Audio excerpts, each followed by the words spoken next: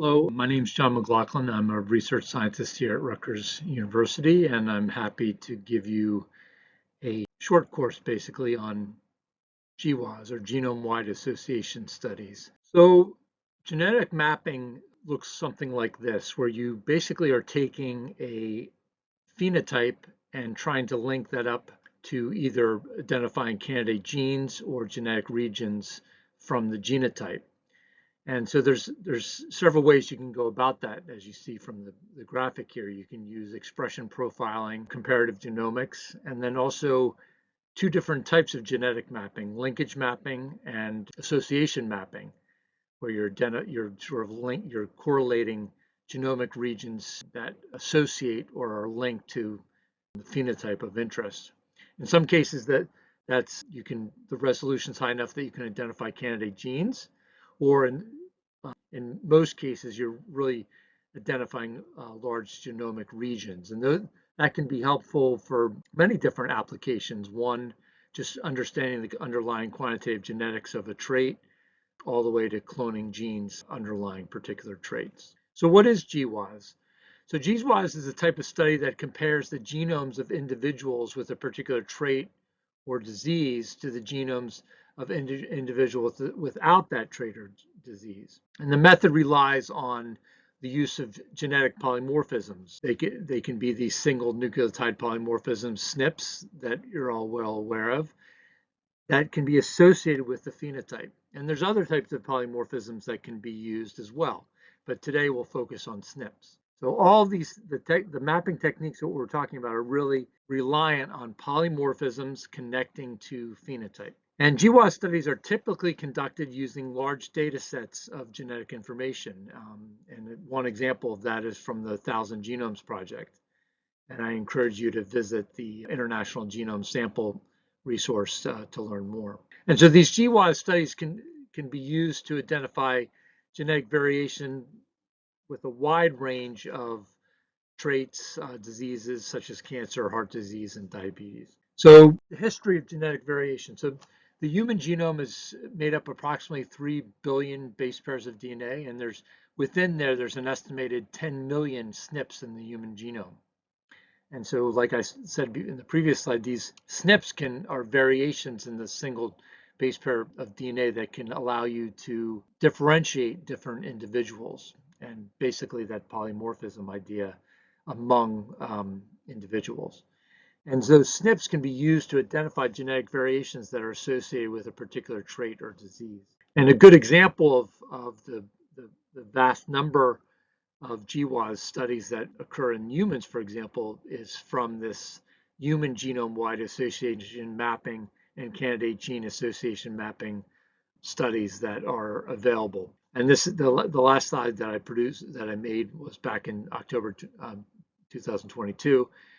And in this particular case, the human GWAS catalog contained some 6,000 publications and close to half a million positive significant associations with a wide range of diseases and traits, ranging from digestive system diseases to cancer. So I mentioned before that there's two types of genetic mapping. There's association mapping, which we're focusing on today, but it's also interesting to compare that to linkage mapping. So what is the difference? So association mapping, or GWAS, leverages historical recombination events in natural populations to identify genetic variations associated with particular trait or disease.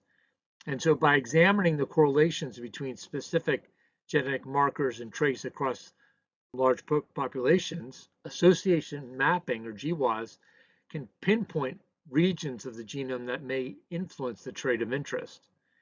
Whereas linkage mapping is really focused on families, like, for example, generation of a biparental cross, where you identify genetic variations linked to a particular trait or disease within families.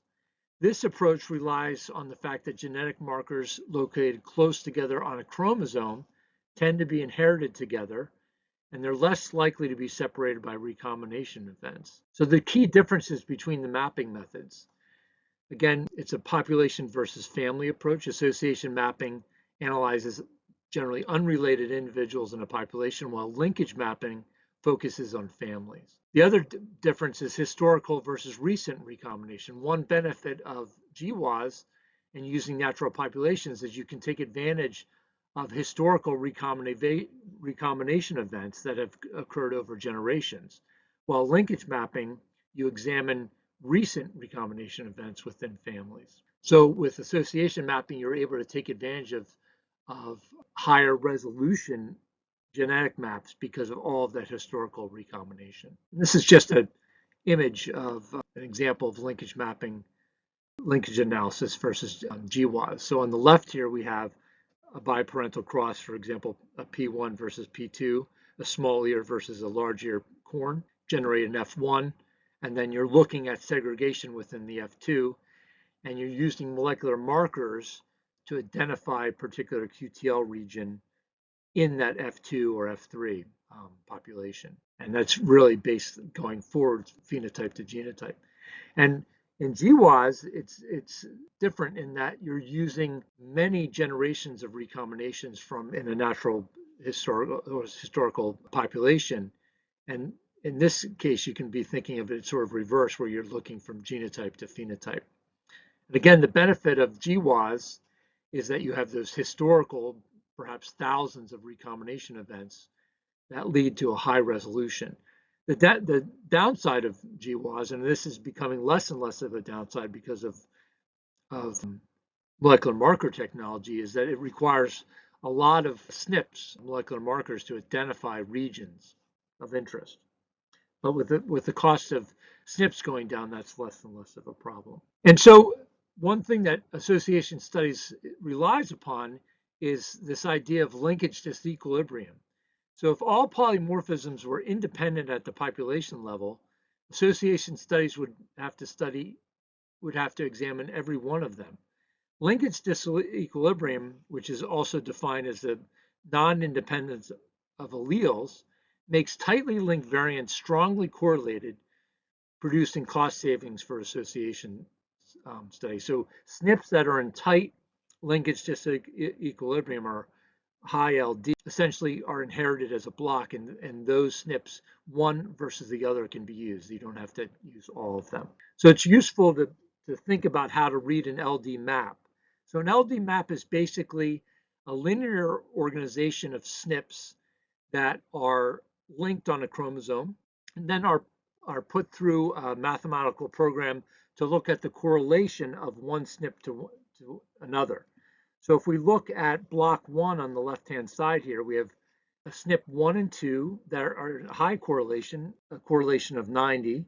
And then you have a SNP correlation between 1 and 3 that's only 32 correlation. And that would be a low LD. And by defining LD blocks of, let's say, everything that's below 90, you can define these regions of the chromosome that are in high or low LD with one another. In this particular case, we have block 1, which is defined between SNP 1 and 2. The correlation between those SNPs is 90. Then we have block 2, that's defined by SNP 5 and 6, that is also in high LD. And that's separated by a region of SNP 3 and 5 that has low correlation, or 63. So in that way, you have these regions of along the chromosome that have high or low LD correlations between them. And that's an example of an LD map. So how is GWAS conducted?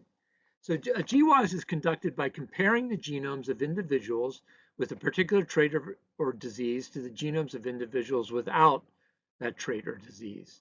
The genomes of the individuals are scanned for SNPs that are associated with the trait or disease. And the results of GWAS are typically presented in the form of a Manhattan plot. And I'll show you an example of that. A Manhattan plot is a graphical representation of the results of a GWAS.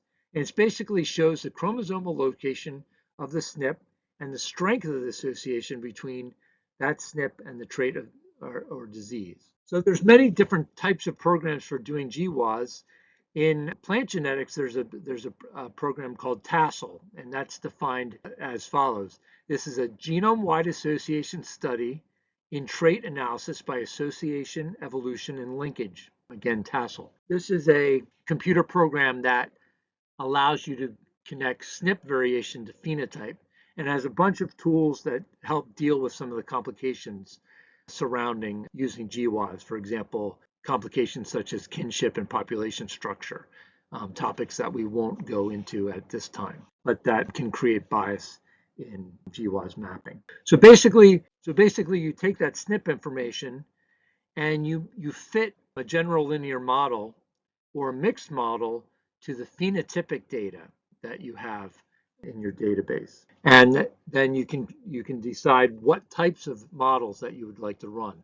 The most simple is a general linear model, and then you can get into more complex mixed models. And I thought it'd be fun to describe a recent GWAS of long COVID using 23andMe database. This is a preprint that recently came out where they identified 3 genome-wide significant regions associated with immune and thromboinflammation mechanisms, tying long COVID to particular regions of the human genome. In this particular case, they found a highly significant region on chromosome 6, on chromosome 9, and on chromosome 18. And the resolution was high enough because the database is so large that they're able to identify SNPs in candidate genes, and they're able to identify, in these particular case, 3 genes of interest. And so what are the general benefits of GWAS? So like we showed in the previous slide, GWAS studies can be used to identify genetic variations that are associated with a wide range of traits or diseases. They can be used to develop new diagnostics and therapeutic targets for diseases. And they can be used to improve our understanding of the genetic basis of complex traits and diseases. What are some of the limitations of GWAS? They can be expensive and time consuming. These require extensive resources to phenotype and genotype populations. Some cases, this is not the case where, a particular population has already been genotyped, and you can just substitute new phenotypic information that you can collect on those populations. Sometimes those GWAS studies can be difficult to interpret. For example, if the GWAS studies is biased by particular population genetic issues such as population stratification based on kinship or substructure factors that are present in the population, that can introduce bias into the results. Programs like tassel can be used to identify kinship and structure information within those populations. And then once you identify those factors, cofactors into mixed models can be introduced to reduce that bias. And again, all of that can be performed in programs like tassel. So in conclusion, GWAS studies are a powerful tool for identifying genetic variations that are associated with a wide range of traits and diseases. GWAS studies have the potential to improve our understanding of the genetic basis of complex traits and diseases. There's many examples of identifying new genetic regions of interest and candidate genes. And GWAS studies can be used to develop new diagnostic and therapeutic targets for diseases. In some cases, causative SNPs can be identified and the underlying gene identified along with that. That would be an example of a causative SNP. But in some cases, like for example, in plant breeding, it might not be necessary to identify the underlying SNP. It might just be necessary to identify the underlying genomic region. And that genomic region can be used, for example, with marker-assisted selection to move that region into a new genetic background for plant improvement.